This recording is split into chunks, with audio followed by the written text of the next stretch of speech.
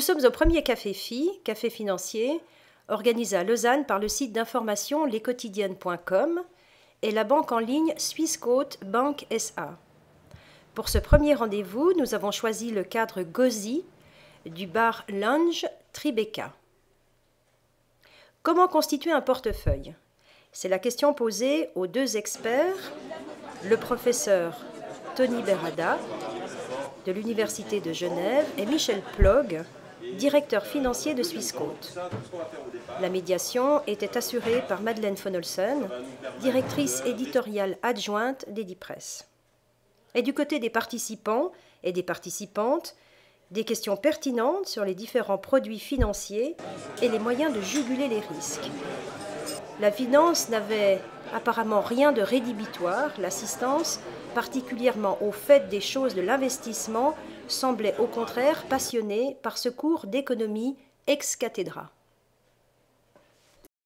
Un investisseur individuel doit bâtir un certain niveau de connaissance et il doit apprendre à, comprendre le fonctionnement des produits. Il doit comprendre aussi à maîtriser ses émotions.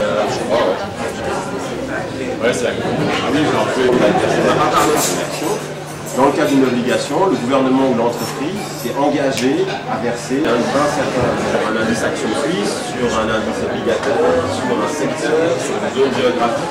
Qu'est-ce que vous avez appris ce soir? Alors, comme j'ai quand même pas mal eu d'informations déjà auparavant par rapport à ce thème-là, j'ai eu confirmation de ce que je savais déjà.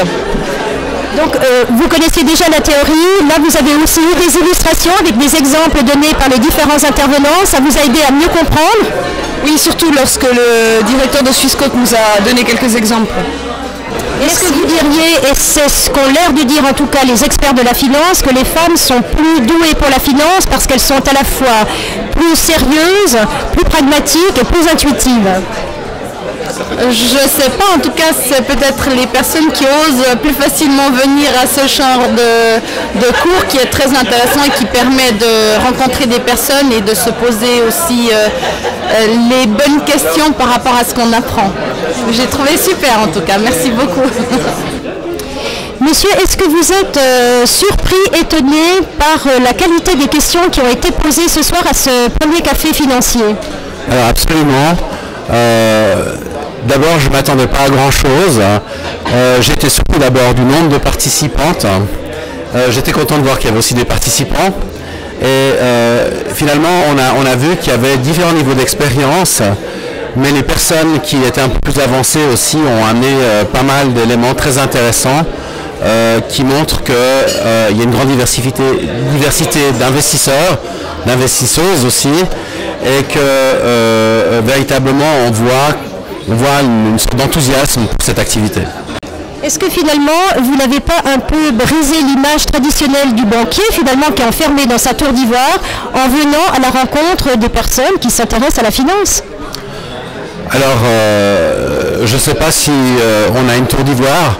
Je pense que Swissquote a une histoire qui est celle d'une société prestataire de services bancaires, proche des gens, sans chichi, qui leur offre en fait des possibilités de professionnels pour réaliser leur stratégie d'investissement. Ceci, la tour d'ivoire n'a jamais vraiment existé chez nous.